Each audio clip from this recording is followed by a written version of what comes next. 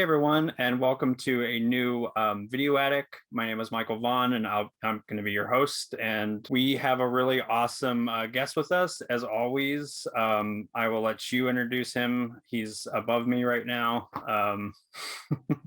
Hi, I am Dylan Gonzalez. I am a co-host of the Video Attic here. I'm also a senior critic for geekvibesnation.com and also a co-host of the Home Dance Film Festival podcast. And I'm excited to be here today discussing some new releases with my friend Mike here.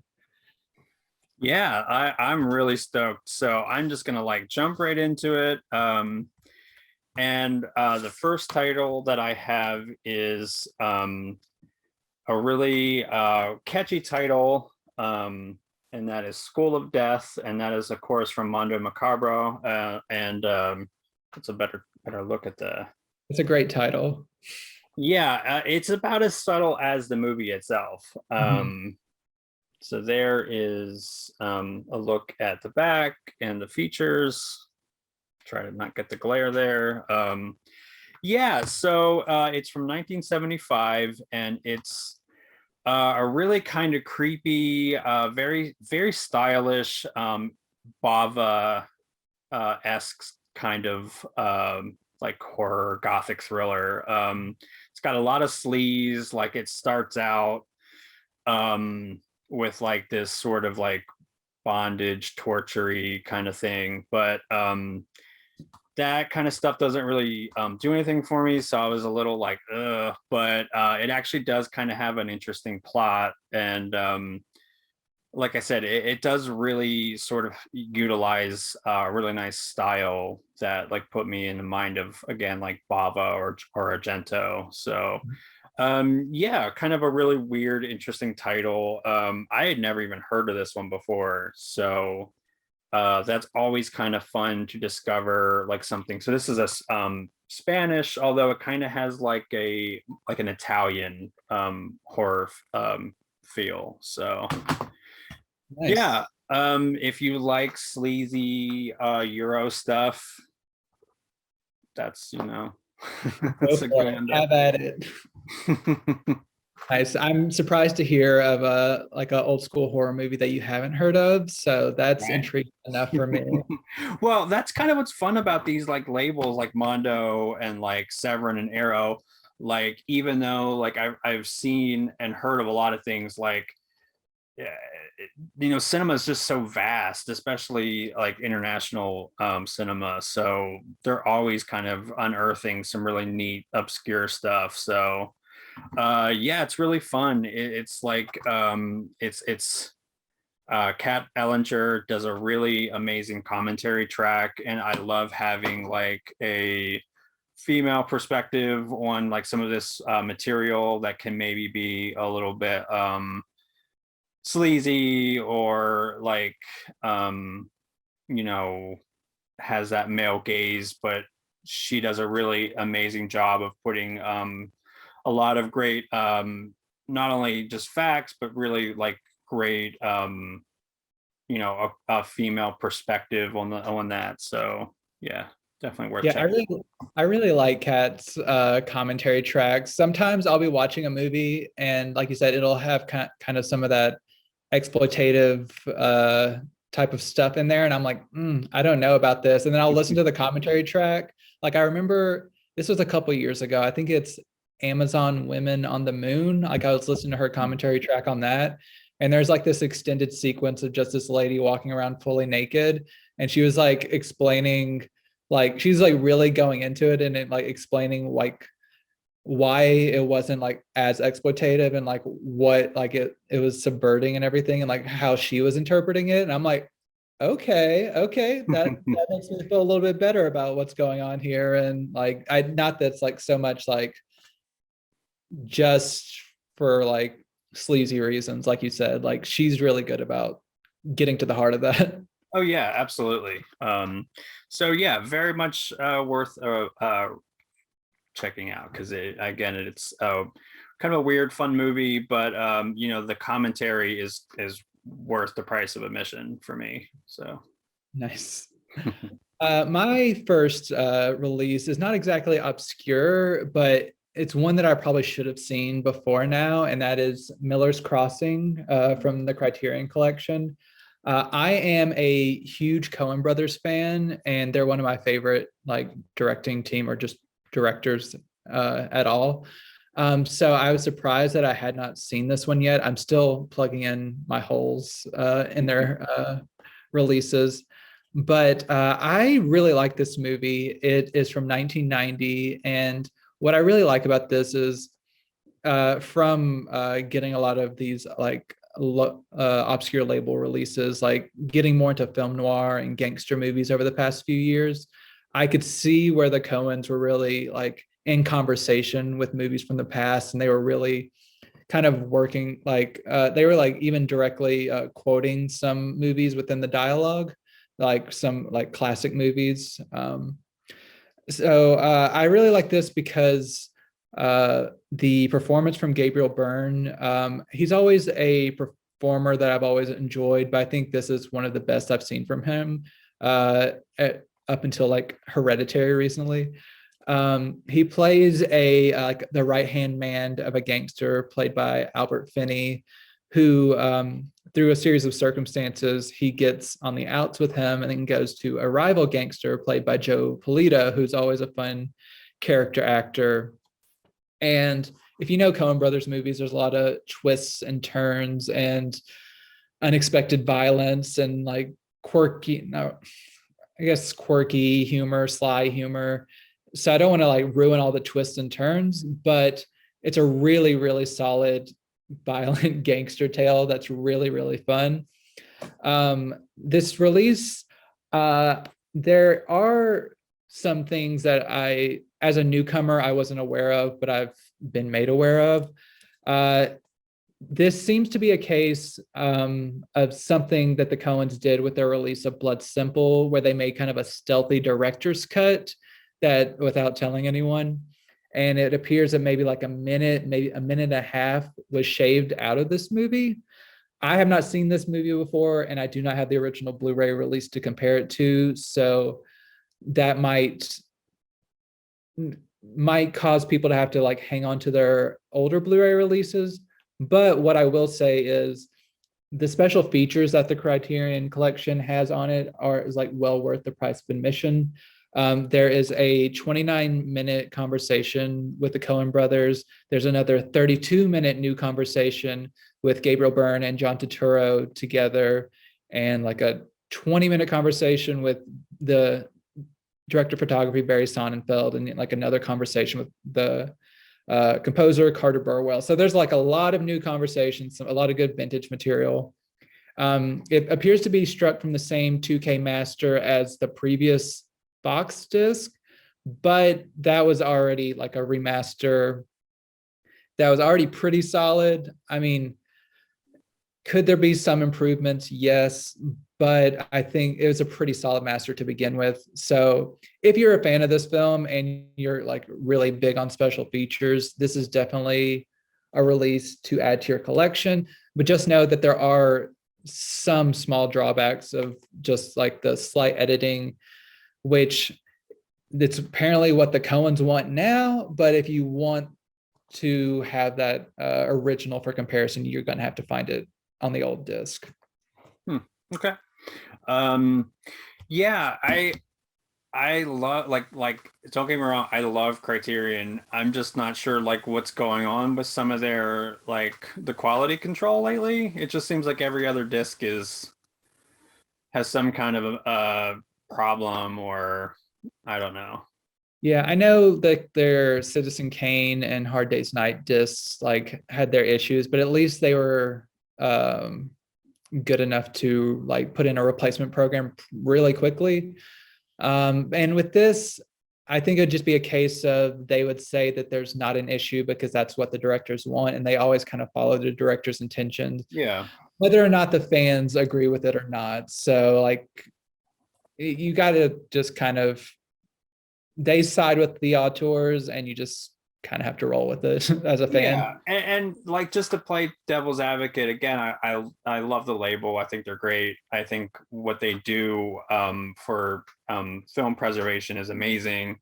I just I feel like if you're gonna do that, that's fine. Just let people know like what they're buying. Like if they're buying something Yeah. that's, maybe slightly altered. But yeah, that's definitely great information, and I'm glad you actually got to check that out, because it is a really good movie, and I do like I'm right there with you. I'm like such a big Coen Brothers fan. So my next one is certainly not like a Coen Brothers esque film.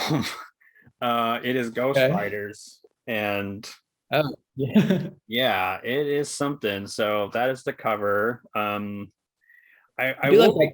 Huh? I do like that cover though. Yeah, it definitely kind of sells what the movie is, which is kind of a cheesy ride. So and this is of course the slipcover. I believe there's no reversible art. It's just the disc. And yeah, so I had never even heard of this movie again, kind of like the last movie I reviewed. It's sadly kind of boring. It's a movie that's not even it's just a little over 80 minutes long, but it takes a while to really get into sort of like the meat of the plot. And I will say, once it starts to get going, it does have some decent action scenes. It does really have that like 80s cheesy kind of charm that I feel like helps it along. As for how it looks, so I've never seen this previously, but I will say that it looked like the print has been brightened like a lot. It isn't perfect by any means. I think the audio was a little bit kind of maybe slightly off, at least from where I stood, but yeah, it's all right. I mean, it's I can't really recommend the movie because I didn't think it was like something that I would probably rewatch. But Yeah. if you like sort of like cheesy 80s horror movies, and I will say that I do sort of love when they have like a Western horror hybrid. Yeah.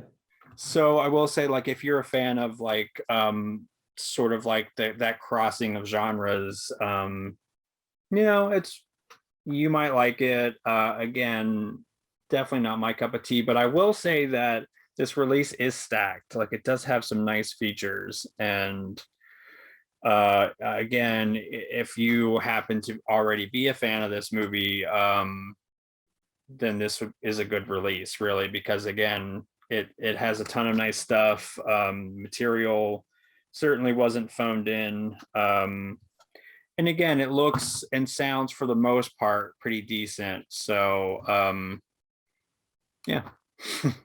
Yeah, it's really funny because MVD who puts that out, sometimes they'll just go all out for like a release that I would never expect, like the deluxe treatment. Like I remember, I think it was last year, I was reviewing Mikey, and there's like a brand new, I think like 80-minute documentary on the making of Mikey. And I was like, that's as long as the movie. What is going on? And it was like really well done. And I'm just like, kudos to MVD for like really putting in that effort. So Yeah, I do love. I mean, I love MVD. I think they put out great products. I mean, it's just like any kind of label. It's like it can be a great product, but I don't necessarily like the film. But I like that there was a lot of effort put into it. So if you are a fan of that, like it's funny you mentioned Mikey, because I like love that movie because it was something that I rented on VHS because I'm old. And,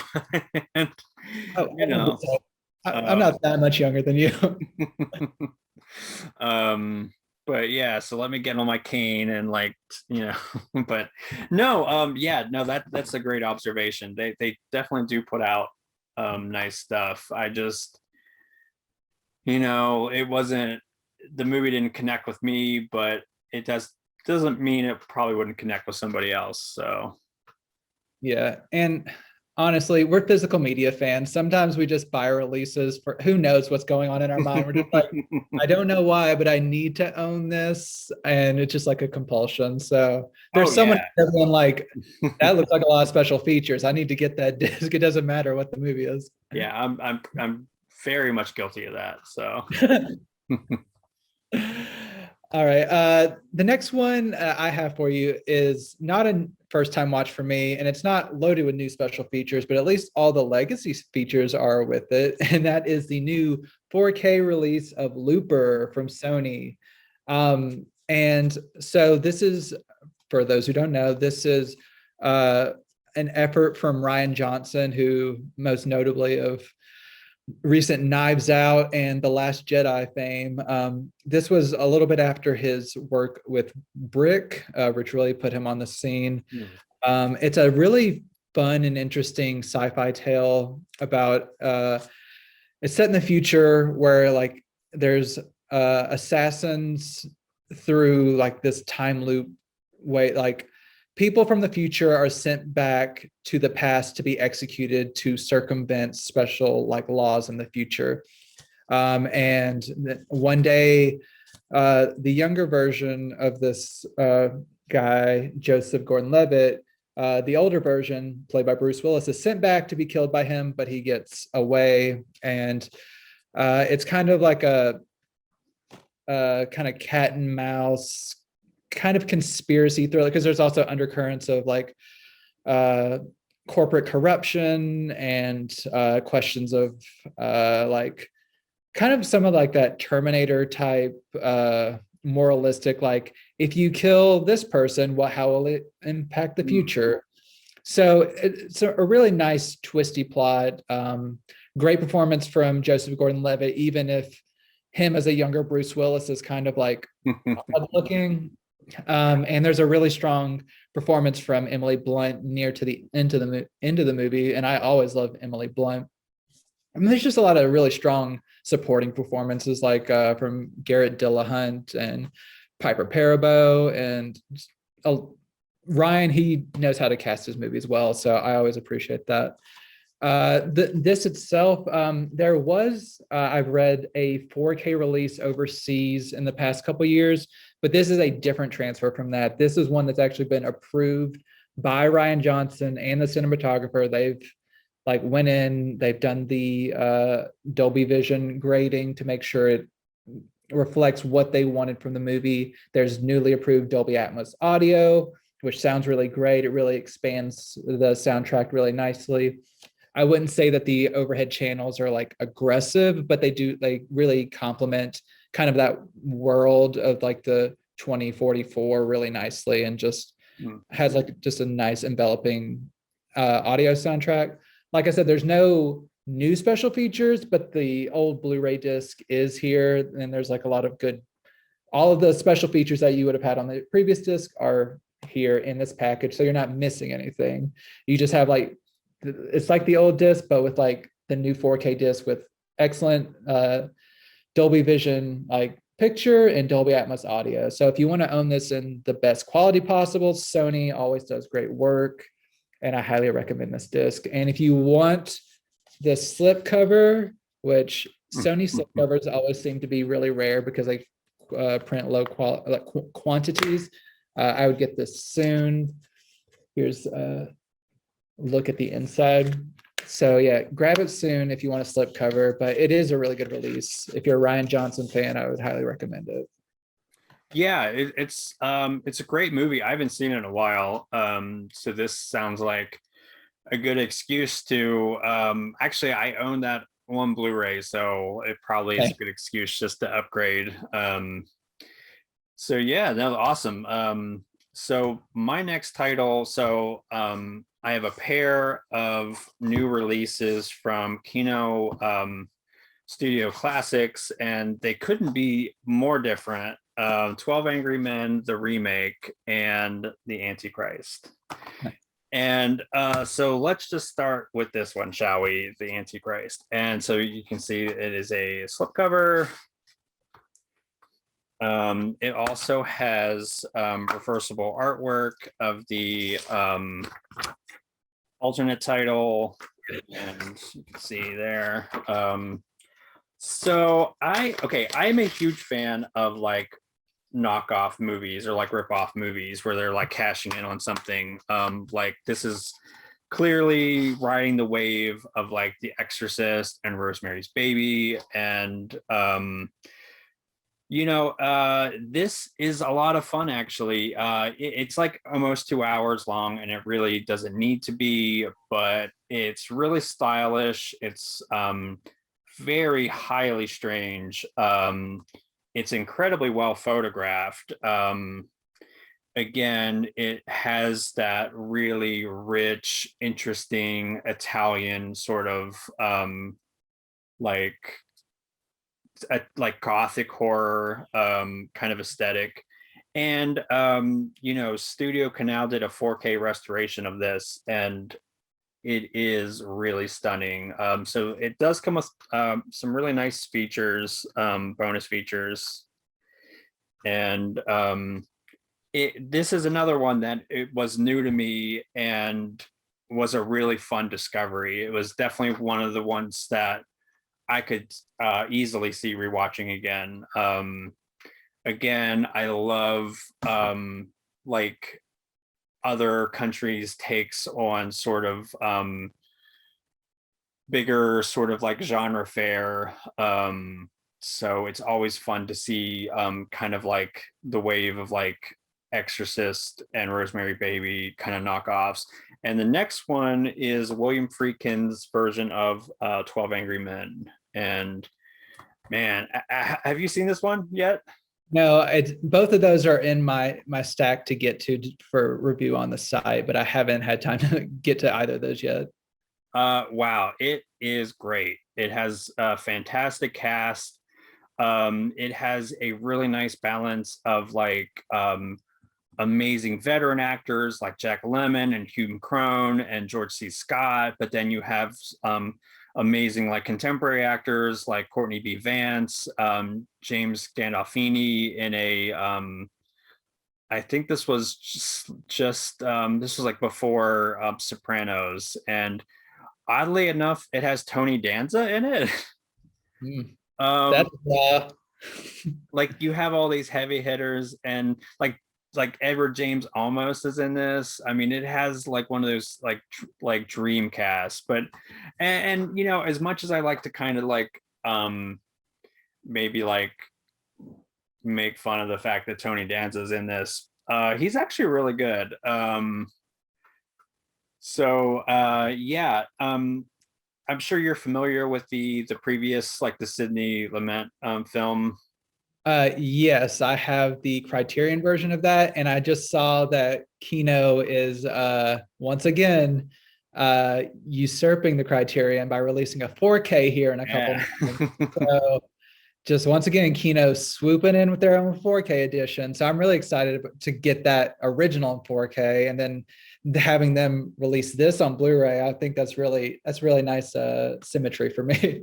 Yeah, it's again, it's if you're familiar with it, it's obviously it's about a like jurors trying to come up with a solution to this like murder case. And you have that like lone juror that isn't quite convinced that it's as cut and dry. And yeah, it is a bit talky, but the script is so powerful, the message is so like relevant then as much as it is now. And yeah, it's really it has a really interesting. I'm not sure who was the cinematographer on this, but it has a really interesting kind of look to it. And I'm a big Freakin' fan. I mean, it's funny because we were talking about an Exorcist ripoff, and this is from the director of The Exorcist. But I mean, like I think this is certainly one of his more underrated films, and it's certainly nice to kind of see this getting a wider release. And this, and I will be honest, this was one of the Freakin' films that I had not seen previously. So this was a fun discovery. And if you are a fan of his and you're just a fan of amazing actors, I mean, gosh, this cast, I mean, I feel like that's worth buying it alone, really. But yeah, it's definitely worth checking out. I'd be really excited to hear what you think of it. Yeah, I'm a sucker for single location movies. And then one thing after hearing that cast, it'll be interesting to view that story with more diversity than the original 1960s film, just to see like an all how they handle like an all white jury compared to like this more diverse cast with like different. There's more I guess texture to like each type of character, I guess. So I'm really excited about that. I'll let you know. I'll tell you what. Yeah, no, that's great. Yeah, and that's such a great point that you bring up, because it does, Freakin' does do a really good job of like bringing in and utilizing that diverse cast in a way that feels pretty organic to the story, where it's I mean, it's not like overtly about like the different culture and race, but it finds a way to fold that in to a way that is meaningful. So Awesome. yeah. Well, I have a twofer now. I don't think I'll be telling anyone about anything they haven't already heard of, but I will be telling them about these two Disney releases on 4K, and that is Encanto 4K and The Eternals on 4K. Like two of the bigger movies of last year. I'll start with Encanto.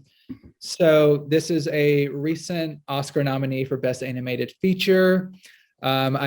Pretty sure everyone and their mother knows about the number one like song around the country right now. But the story itself, the actual movie, is really good.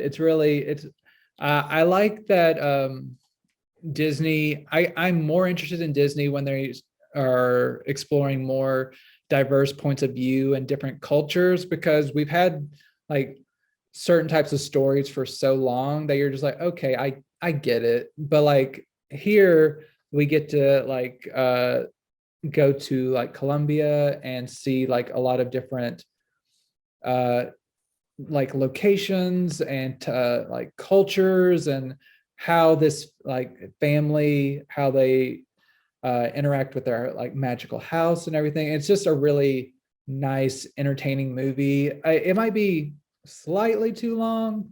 Like it probably could have been trimmed just a little bit, but that's just a minor quibble. I did really enjoy this. I think my personal favorite song is Surface Pressure, but that's just me. One thing I do like about these Disney 4Ks, and this is just a minor thing for collectors, their 4K discs, you can always count on them. Okay, I'll just show you. Their Blu-ray discs are always kind of standard, just like Blue Label Blu-ray. But on their 4K disc, they always give you some nice disc artwork, which I always appreciate. So there's Nice. yeah. So it's just a minor thing, but if you do spring for the 4K, that's just an aesthetic thing that I like. Also, more substantial, I guess, you get the HDR color grading, and you also get the upgrade from 7.1 to Dolby Atmos audio, which while both of these releases, I wish they had a little bit more kick in the low end response, like in the subwoofer. They are more immersive in the Dolby Atmos, and it brings a lot more to this world, which I really like. And so moving on to the Eternals, so I am not as like hot-blooded passionate about the MCU as probably a lot of our like viewers on the site are. I do love the MCU. I've seen like all of them up until now. And when I was going to theaters, I would always go and make sure I saw every one of them. Chloe Zhao won the Best Director for Nomadland last year. This is her take on a Marvel movie, and while not like completely different, she doesn't turn it to like some indie or anything like that. I did really like her approach because uh, it seemed like she put more emphasis on character dynamics and really just digging in and like letting the film breathe with these characters and really letting you come into this world and build up this mythology and like introduce this group that's going to be so important to the MCU moving forward. And while it's not always impeccably paced, I did really enjoy this movie. And as I watch it more, I could see it becoming one of my favorite MCU movies so far, which probably a lot of people will say I'm crazy. But I did like, after seeing certain movies kind of serve me kind of the same thing, it was nice to see something different. So overall, I really liked Eternals. And I'll just show off the disc art for this one real quick. Here you go. Nice. Yeah, the HDR color grading is nice here. This film is kind of darker and shadowy, and you don't get like insane bursts of color, but it's a really nicely like bold, like nuanced, bold color. And the Dolby Atmos, aside from kind of the slightly weaker like low end response, like I said, it also opens up the world really nicely that like you want in a Marvel movie. So I recommend both of these on 4K if you are interested in the movies. Nice. No, that's awesome. I haven't seen Eternals yet. But yeah, I'm very much interested in seeing it.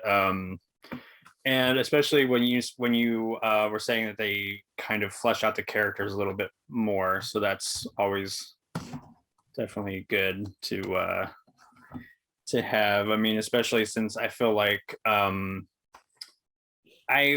Marvel like tends to get a bad rap when it comes to not having great characters, and I don't think that that's necessarily the case. But no, that's awesome, and I like that they're getting a more diverse sort of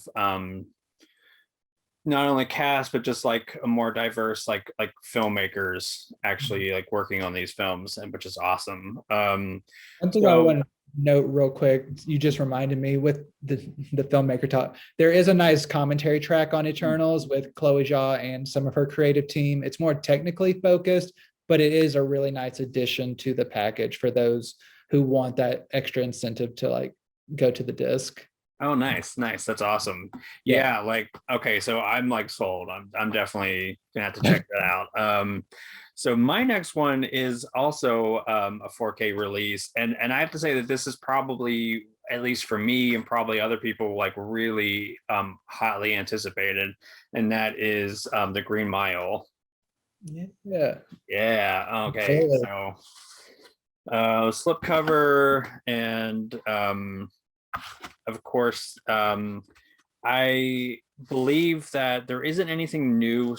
I mean, there are features, but it's all ported over from like the previous material. And again, the big selling point is because I know you were saying with one of your releases that the big selling, like for Looper, one of the big selling points was the just how it looks and how it sounds. And certainly, I have to say that that is a huge selling point for this release of the Green Mile. So, I mean, this movie is over 20 years old at this point, and rewatching it, it's probably been a good decade since I've seen it. And wow, it's like the color balance is really extremely well done. I have to say that like there's a lot of fine, crisp details in the image that really impressed me.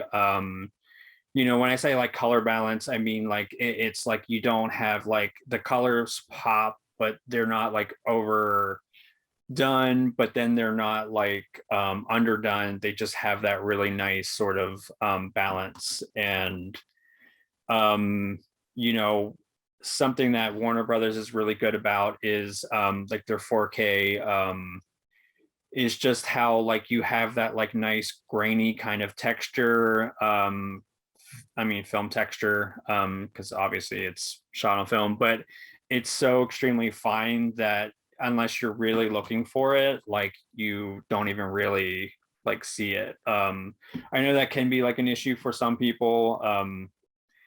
So that's kind of why I bring it up. It also sounds great.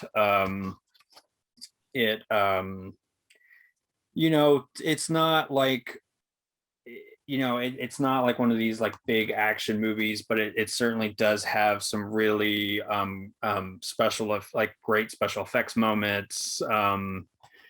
So, you know, it does, the audio really does kind of have that really nice punch. It has the Atmos track. So here's the stats on the back there. But yeah, it's amazing. I mean, it would have been nice to have like maybe a new interview or feature or something, but like I'm just over the moon that we have this. Like last year, it was awesome that we got a nice 4K release of Shawshank Redemption and now The Green Mile. So I'm pretty happy. It's kind of awesome because I've actually never owned The Green Mile on any other format, surprisingly. So yeah, it's certainly worth checking out. Like if you're a fan, or gosh, if you haven't seen it, this is like the best time to check it out. Yeah, I believe I watched it with my wife like 2 or 3 years ago. I had seen it before, but that was the most recent time. And I just really love the movie so much. Like it has an insane performance from Michael Clark Duncan. And this was in the period where Tom Hanks was in like rare form. And this kind of gets overlooked like in the period between like Philadelphia and Forrest Gump to like Castaway, but he does such a great job. And I was looking at what was nominated against it for Best Picture the year it was nominated, and I would either probably give Best Picture to either The Green Mile or The Insider, which it's been a while since I've seen that, but I think those like The Green Mile is like a top movie for me. I really enjoy it. Nice. Yeah, it really is. Again, it was such a treat because it's like I said, it's been a while since I've seen it. And you know, yeah, it is like over 3 hours long, but it's one of those rare movies that it's like 3 hours long, but I could watch more of it. It's kind of how I Yeah. feel about the Godfather movies. It's like it's so good that I almost could use more of it. But yeah, it's a stunning release. I have to say Warner Brothers has really been doing an amazing job with their like, you know, just with their older titles, but then with their like a little bit more contemporary titles. So yeah. Yeah. Can I bring one? I haven't watched the disc, but can I give a small nitpick to this release? Yeah. Okay. I love Warner Brothers. I hope if they watch this, I want them to know this. But I'm so upset that they used that cover art whenever they could have something like this that they Yeah. used in their old digibooks. I don't know. I just love this like kind of like animated-ish like cover art. It's so beautiful looking. This is like I probably won't retire my old digibook just because I love it so much, but I am glad to have it looking and sounding better. But I just love this cover art. Oh yeah, that's I'm trying to think of who that artist is. Like he's pretty famous poster artist, and I can't think of his well, let me know in the comments if you know who I'm trying to think of. But no, that's fair. I mean, it is they do use a really striking image for the cover, but again, It's not terrible. I'm just saying. yeah. They could, if they would have reused it, same with Shawshank, if they would have just reused the iconic poster art, golden. Like I would have loved it. Yeah, I wonder if there was like they couldn't maybe get like clearance for the artist or the cover art or something. They're just like use a still from the movie. Like we're not gonna we haven't paid for this format yet. Yeah. Speaking of cover art, my next release, I'm sad to say that the cover art is the best part of the movie. And this is amazing cover art.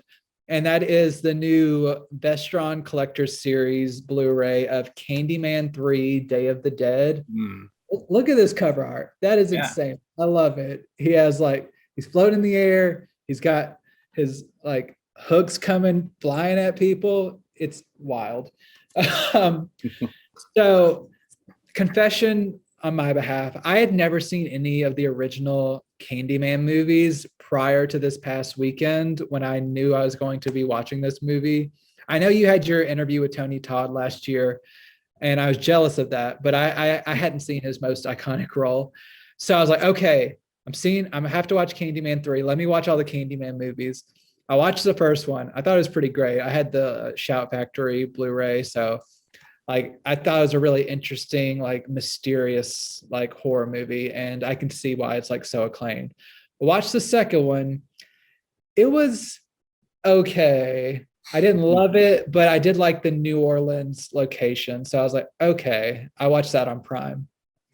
So then I got around to this one. I knew it was a direct to video movie, but it is so bad. It's I wish okay, here are the positives I'll have about it. Tony Todd, he's great, but he's like always great as Candyman. So that's like a given. Like the special effects aren't as good as the first two movies, but they're also not terrible. Like they're solid, I guess. So like the special effects are solid. But the lead lady, Donna D'Errico, she was on Baywatch, and I don't want to disparage this lady, but she either wasn't given great material, which is, I think, one of the aspects, but I don't think acting is her strong suit. So just every choice seemed so stilted, and every line delivery was just so awkward. I don't know. It's just okay. So it feels like that they completely went. Have you seen this movie? I have not. I've seen the second one. I have not seen the third one, and I don't Okay, know if that will change. I'm probably not selling it, but it feels like they completely went back on. Since I watched them in such like rapid succession, it seems like they went back on the Candyman origins and tried to change like the inciting incident to him becoming Candyman, and then they wrap it up in this convoluted plot where he's related to this lead white lady through like ancestors back, and it's just kind of convoluted. There's no tension to it. Every build up to a kill is just like people say Candyman, 20 seconds later they're dead, and then it's just like they go on. Like there's no suspense. You're never like wondering like, is this person in danger? It's like, no, they're in danger, they're gonna die, and then you think someone's gonna die, they're gonna die, and then the movie goes on. So it's just kind of like so on the nose every single time. And I mean, I struggled with this. I hate to say that. It's a good release. I don't think it's a fresh master, but it's a solid like looking movie. And I will say it has an audio commentary from the director, co-writer, and the producer, co-writer. I haven't listened to it yet. I have to listen to it before my review. Maybe it'll tell me some behind the scenes story that'll make it worth it. Just like how this came about, what happened. There's also like an interview with Tony Todd, which might be enough to like make some people interested enough to get this.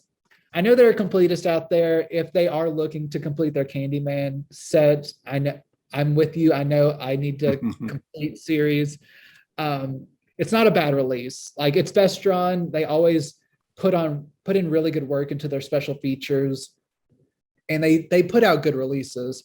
It's just the quality of the movies aren't always great, but for some, that's part of the fun. It's like the cheesy, bad horror movie. And I could see if I had friends over while watching this, we probably would have had a blast ripping this to shreds.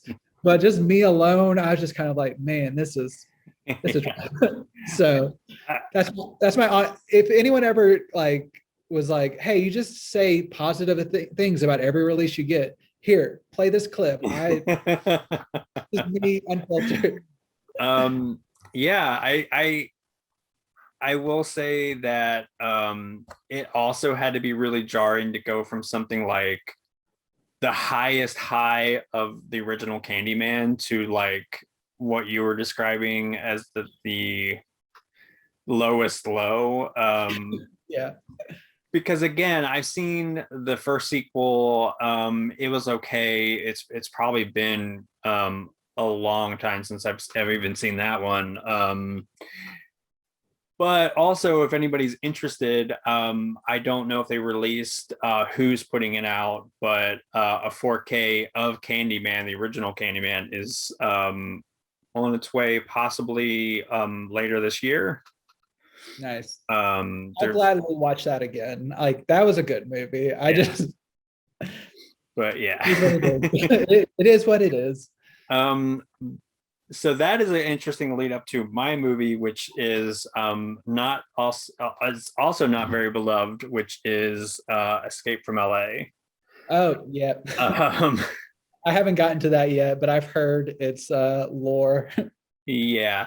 So I will say, so now I will say, rewatching it is not great. I would even say it's probably not a good movie, but I can certainly see where like Carpenter was trying to go. Kurt Russell is obviously like the main cell, but this has like Stacy Keach, it has Bruce Campbell, it has a pretty awesome cast actually. Like Pam Grier's in this, and like that right there is worth checking out just for that. So it is a slipcover. It's just basically the other art, the main art. But yeah, I have to say that this release is great looking. So this was from like, was it 96, 96? So it again, it's kind of weird comparing this to the Green Mile, but I will say that this release also has a really nice sort of color balance, really fine details. I mean, say what you will with the movie, it is well shot, and this has a true HD 5.1 soundtrack, and like right away, like the booming music, like in the title sequence. I mean, it really was like a really atmospheric sort of in your face track, and it didn't necessarily make it a better movie, but it certainly enhanced the experience.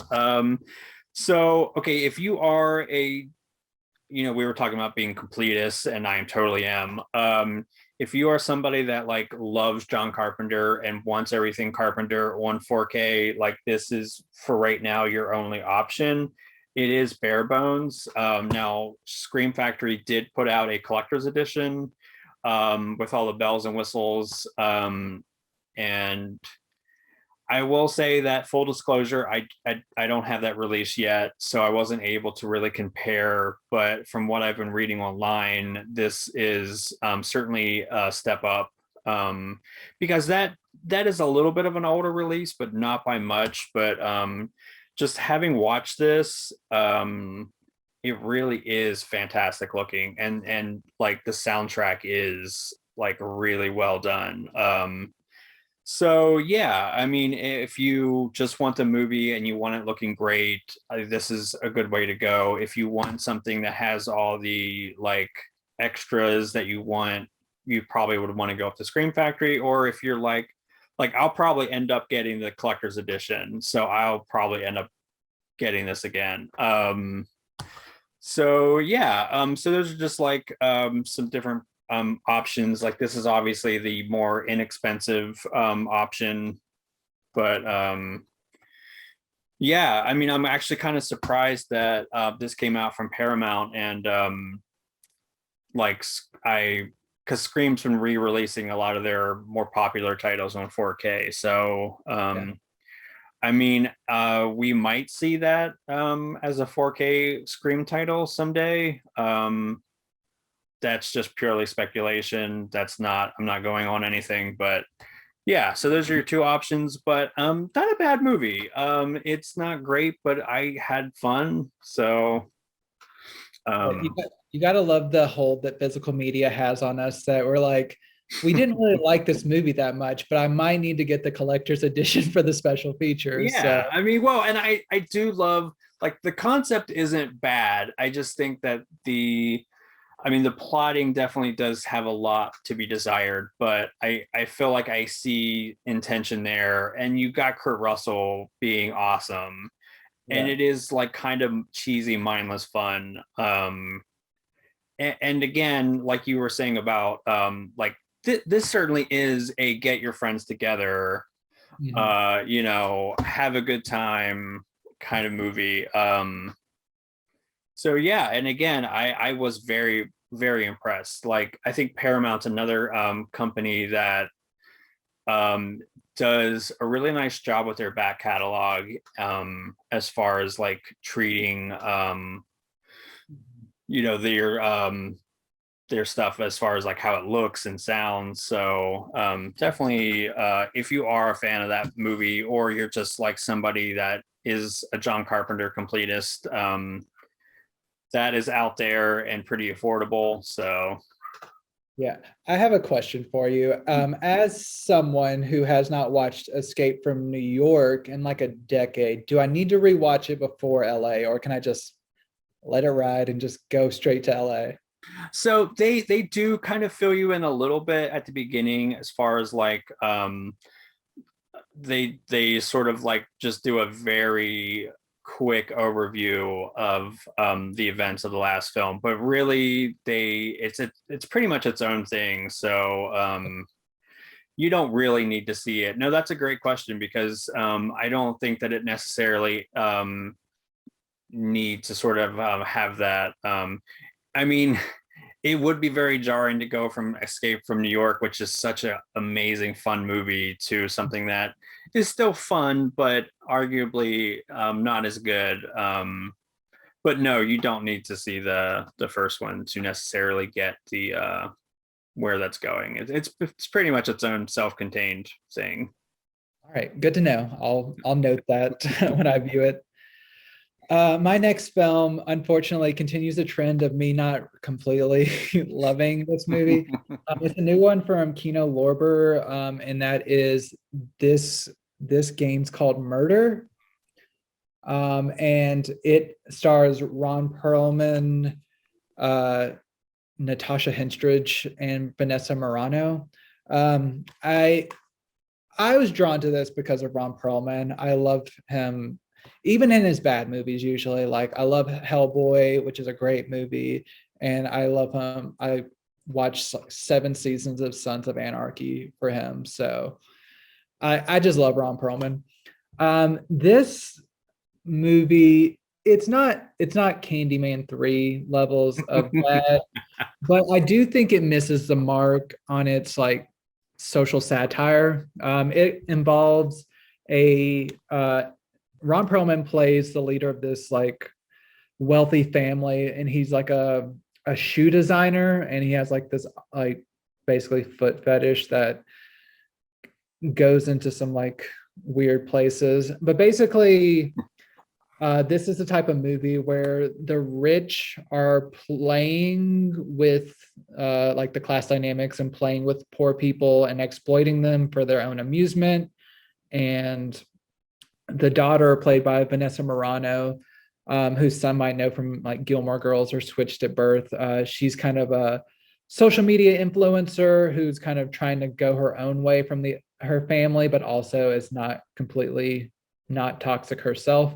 And it's just kind of like this twisted family where everyone's into some dark shit and uh, just playing with people. And like, there's a lot of, there's like one really cool scene. I don't want to spoil it, but it's like a really cool gnarly depiction of like several people dying at once. I'll just leave it at that, which I was just like, oh, I think that's pretty interesting. But that's just kind of sheer, just like visceral, like, oh, that's interesting, like death, interesting. I don't know, but it's not like substantive. Like it doesn't, I don't think it was really nailing the point of its satire for most of the time. And it just kind of seemed kind of amateurish. It's not terrible. It just doesn't really seem to have a lot to really add to the greater like social discourse. Like social media is toxic, like the class disparity between the rich and the poor, that's awful. It's just kind of like very obvious and not much else. So it's, I didn't regret watching it. I just didn't think it was something that I need to revisit again, most likely. It does have some interviews with the cast, like interview with Ron Perlman and Tasha Henstridge. And yeah, I mean, it looks good. It sounds good. It's just the movie itself. I think it thinks it's being more profound than it is. And it happens, but it's just, it's not a diamond in the rough, in my opinion. Okay. Also, I think that our new scale should be like from really great to Candyman 3. Yeah. Okay. Yeah, so I have a box set as my final thing, and it is The Lies and Deceit. And it is a really nice set from Arrow Video. So beautiful. Yeah, it is gorgeous. So I will say, so let me so this is the back of it. These are the films that are contained, and then this is this is a limited edition. So I'm assuming that Arrow will eventually do like a pared down version of this. But if they do a standard edition, it won't like, so like this is a booklet that the limited edition has, and you're probably familiar with like their like booklets and stuff, but they're really nice. I need that. Yeah, like this has like some interviews, it has like some production notes and essays, some information about the films, and just I'll give you a quick kind of overview of what the films are. So right away, like these come in these like like a little more pared down version. But I'll give you a quick kind of overview of what the films are. And I have to say that exploring these movies was a lot of fun. And again, Arrow is a label that is so exciting because they really do a fantastic job of highlighting films and filmmakers that maybe don't get the recognition that they deserve. And again, as much as I love international cinema, there's so much of it that it's really hard to sort of keep up with everything. So I will totally admit that this was a blind spot for me, but it was a lot of fun to check these out. And yeah, they Arrow always kind of has really some really nice features. Again, that's a little view of what's on these, and yeah, it's just a beautiful looking set. Like they've been really like crushing it with their box sets, and yeah, it's pretty fantastic. Like I was even trying to think about like which one was my favorite film, and I think that it's hard to pick because I mean, like a bunch of these I've watched already a few times, like the one I just showed. So yeah, really awesome, really well worth the price. Looking that up right now. But yeah, it's something, it comes out. So by the time this video airs, it'll be out. But right now, it's on Amazon for $80. Which seems like a lot, but it's 5 films. You get the booklet, you get the really nice case. Again, if this is something you want, and Arrow's pretty notorious for selling out of stuff fairly quickly, especially when it's like something like a very specific director. So if you want it, get it. Like, get it now.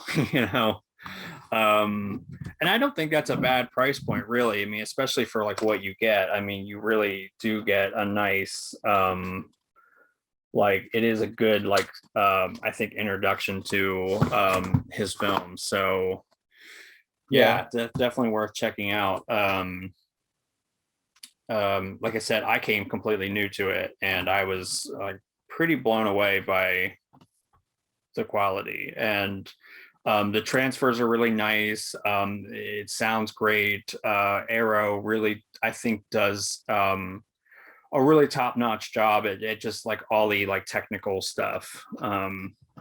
So Yeah, that's just over $15 per film. I've never seen anything from Claude Chabrol, but just reading up on him whenever I was writing the announcement for this, I was like, oh, that is 100% my shit. I am so excited about that set. And I will probably have to get that really soon, because I also want that booklet, because their booklets like can completely change how I think about a film after I read it, because I get such like insightful people writing for their releases. I love their limited editions. They're great. Oh yeah, like I have a whole couple of shelves just dedicated to all my Arrow stuff. I love them so much. Let me we can cut this out if this doesn't look great. But I'll try to pan over to my, you can see some of my Arrow stuff there. Right. But yeah, no, they're awesome. Like, again, really high quality. If you are not very familiar with his work, like, it's really awesome. Like, I think you'll enjoy them, and it'll be fun because like once you do, we'll have to like talk about it. And like, I don't want to give like anything away because I went into this completely blind, so it's just fun just to just deep dive. And but really nice curated set. And I know like Arrow has like a ton of great like box sets and stuff on the horizon. So Absolutely. yeah. And for my final film, I saved one that I did actually really love, just so I wouldn't end on a downer. This is one from Kino Lorber and Code Red, and that is Mass Appeal. When you mentioned Jack Lemmon earlier with 12 Angry Men, I was like, ooh, I have a title later. It stars Jack Lemmon and Zelko Ivnik, who I've been a fan of for a couple decades now, but I had never seen him this young. This movie is from 1984. And I'll just go back to Zelko Ivnik. If you do not know the name, look him up. You'll be like, oh, that guy. I've seen him in like 15 things. So this is about it deals with a priest who, played by Jack Lemmon, who is kind of like more of like a showy, bombastic, like showman up on like the pulpit. Who like has the audience, like the congregation, eating out of his hand. And then one day, the young man played by Zelko Ivnik, he comes into the church, starts asking him some really tough questions about religion, and it kind of shakes him. But he soon learns that young kid who's like has him questioning different religious tenets is also studying to be a priest. But in the course of this, this young man is revealed to be suspected of having a homosexual relationship in the past. And while they cannot prove it, the church is trying to like trying to find a way to prove it, and also try to find a way to push this young man out of the priesthood because they don't want homosexuals in their ranks. And so it ends up he comes under the tutelage of Jack Lemmon's character, and it's kind of like an interesting dynamic where he's trying to teach him not to be so brash and impulsive if he wants to get his message across. Like, he doesn't need to be so hostile if he wants people to rally behind what he's saying. But he's also teaching Jack Lemmon how not to just kind of coast and like not have any passion behind what he's saying, and just like being more of like a jovial spirit rather than someone who's really teaching someone something. So I really like that dynamic. It's a real, like, it's a type of movie you don't really get that much anymore. Like the mid-budget, really solid movies. Like, I compare it to stuff from the 90s, like A Few Good Men, or like Courage Under Fire, or something, like just those really solid adult dramas that are like, they're not like in micro indies where you can pretty much only find that now. It's just like well made, great actors, like substantial sets, like nice, just solid filmmaking. And I really, really love this movie. It was originally a Universal movie, and like Kino and Code Red pick up a lot of great underseen Universal movies. I would really recommend this. I wouldn't say it has a new master, but it has a solid master. Like, it looks pretty decent. There's like a few specs here and there. And it sounds great. I'm pretty sure it has like a DTS 2.0 track. There's no special features besides a trailer, but the movie's so solid. I highly recommend it. If you like kind of like those mainstream studio dramas, this is so good. And it handles like kind of the more delicate issues that and during my description, if you were like, I don't know, it's the 80s, I'm not sure how they're handling that. It doesn't go into any cringeworthy territory, which I really appreciated. So it's something that even now I think holds up pretty well. And it's just a really, really great movie. I loved it. Yeah, that's awesome. No, I'm like sold, because I'm a huge Jack Lemmon fan. Like, I think that like his older stuff with him and oh my gosh, I almost said Martin Landau. But that's not right. Walter Matthau. What? Walter Matthau. Yes, I don't know why I always like it. Yeah. But yeah, no, like that pairing is so classic. Like, if you have a chance to like see something that he did, like they worked a lot in like the 50s and the 60s together, and like, I mean, mwah, like, we're so good. But no, that's awesome. Yeah, so I guess that is all we have today. I think that was a really nice, diverse sort of mixing of some mainstream and maybe some lesser known titles. And yeah, so if you enjoyed this video, definitely consider giving it a like, subscribe, and let me know down in the comment like what release was your favorite, or what you're looking forward to the most. And yeah, definitely consider checking out some of the other videos that we have. So thanks for checking these out with us. Bye.